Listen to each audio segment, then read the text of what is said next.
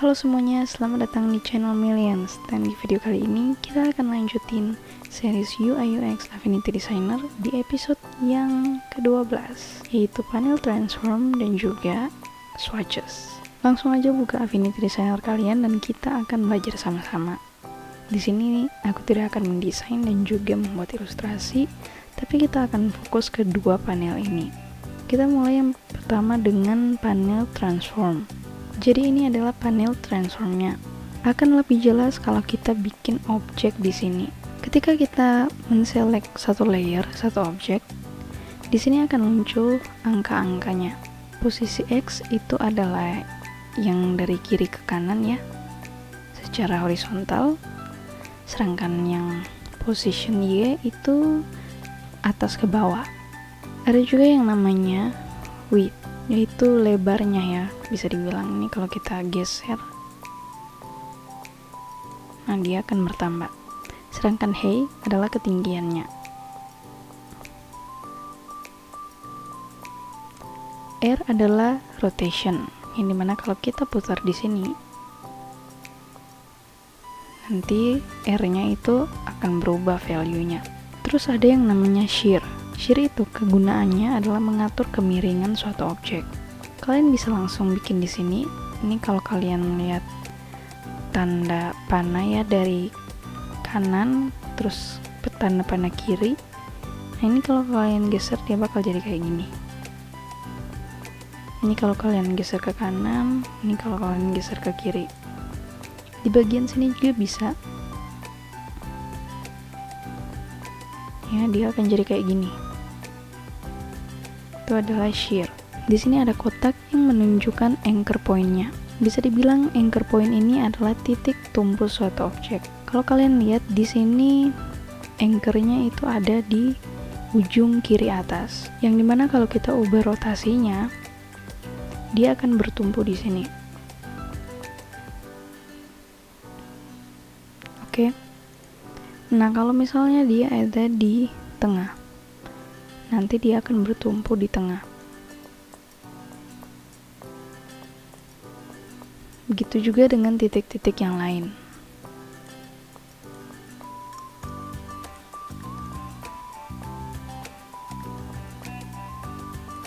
Oke, itu adalah kegunaan panel transform. Panel transform ini bukan hanya berlaku di objek, tapi juga bisa di artboard. Jadi misalnya kita bikin artboard di sini. Nah, ini kalau kita insert, nanti canvas kita otomatis akan menjadi artboard yang pertama. Dan di sini udah ada value-value-nya. Biasanya kalau kalian pengen ubah ukuran dari artboard, kalian bisa ubah di bagian width sama height-nya. Misalnya ini 1000. Nah, dia akan jadi kayak gini. Ini sangat berguna banget kalau kalian pengen bikin artboard yang ukurannya beda-beda walaupun itu dalam satu project. Nah, itu adalah fungsi dari panel transform. Sekarang kita akan lanjut dengan panel swatches. Panel swatches ini tentunya untuk membantu kita memilih warna-warna. Uniknya warnanya itu udah tersedia. Jadi kalian tinggal pilih aja. Kita mulai dari yang di atas ini. Ini sama aja dengan fungsi yang ada di panel color. Ya, aku udah nggak akan jelasin lingkaran-lingkaran ini untuk apa, tools ini untuk apa.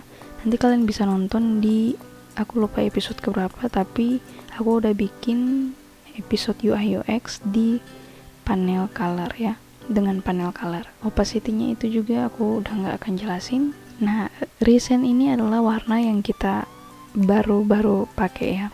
Nah, terus di sini ada banyak macam kategori. Ini kalau kalian klik Pantone ya. Nah, ini akan ada banyak banget warna.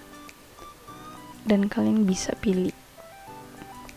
Uniknya warnanya itu udah teratur rapi. Jadi kalian bisa pakai juga secara teratur. Nah, biasanya kalau aku pengen mewarnai dengan panel swatches, biasanya aku pilih yang Pantone Formula Guide Solid Coated V4. Nah, ini ada warna base-nya ya, hitam, abu-abu sama putih. Terus di sini ada Add Current Fill to Palette. Jadi kalau kita klik ini, nanti warna yang ada di sini itu akan masuk. Sebelum itu kita akan bikin folder kita sendiri ya, kayak gini. Caranya adalah kalian klik yang di sini. Terus kalian add application palette. Nah, dia akan tertulis unnamed. Nanti kalian bisa kembali lagi di sini, lalu rename palette. Nah, ini folder kita udah jadi. Dan sekarang misalnya kita bikin objek lagi. Lalu misalnya kita atur di bagian color.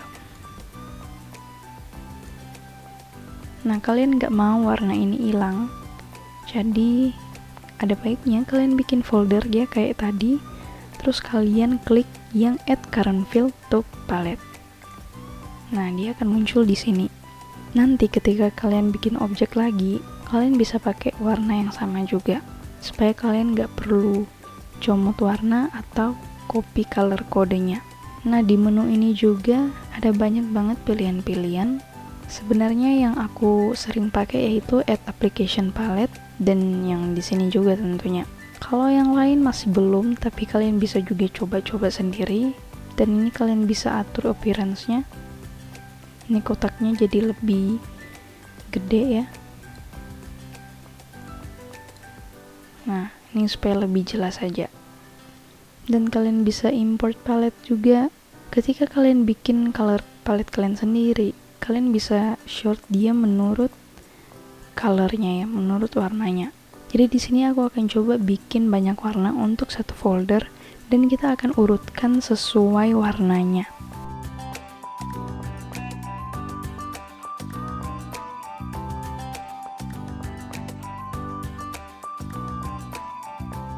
Oke, di sini kita udah punya banyak warna dan kita akan add satu-satu. Kalau udah, kita akan sort dengan sesuai warna. Oke, dia akan jadi kayak gini. Jadi dari bagian sini sampai ke sini. Cukup menarik, kalian bisa coba juga fitur-fitur yang lainnya. Yang menarik di swatches, kalian bisa add colornya dengan cara lainnya. Misalnya ini aku udah bikin folder gradient. Ini kalian bisa klik kotak ini, terus kalian drag ke objek kalian. Jadi contohnya kayak gini, kalian tarik, lalu kalian taruh di objek kalian. Oke, dia akan jadi kayak gini. Begitu seterusnya ya. Ketika kalian switch ke Pantone, terus kalian tarik salah satu warnanya, di color panel itu akan berubah. Jadi dia akan kayak gini. Aku masih belum paham kenapa ketika kita milih Pantone color, di bagian color panelnya ini berubah tampilannya. Tapi nggak apa-apa, ini nggak mengganggu. Kalian masih bisa bikin warna yang lain. Jadi itu adalah penjelasan swatches. Di sini kalau kalian pengen search warnanya, ini mungkin search color code-nya ya, kode warnanya. Dan ya, itu adalah penjelasan swatches dan juga panel transform. Cukup gampang untuk dimengerti harusnya ya.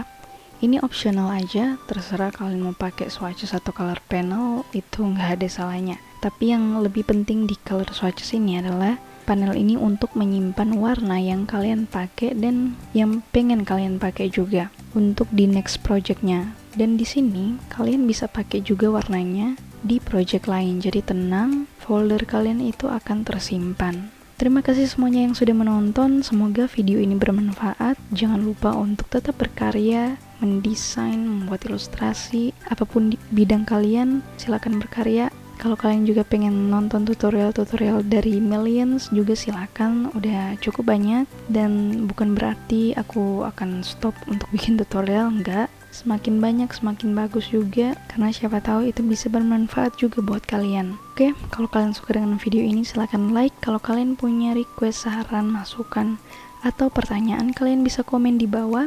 Dan support terus channel ini dengan cara share video-video dari Millions yang menurut kalian bermanfaat. Siapa tahu itu bisa bermanfaat buat orang lain juga. Dan kalian bisa subscribe di channel ini karena gratis. Dan kita akan jumpa di video berikutnya. Bye-bye!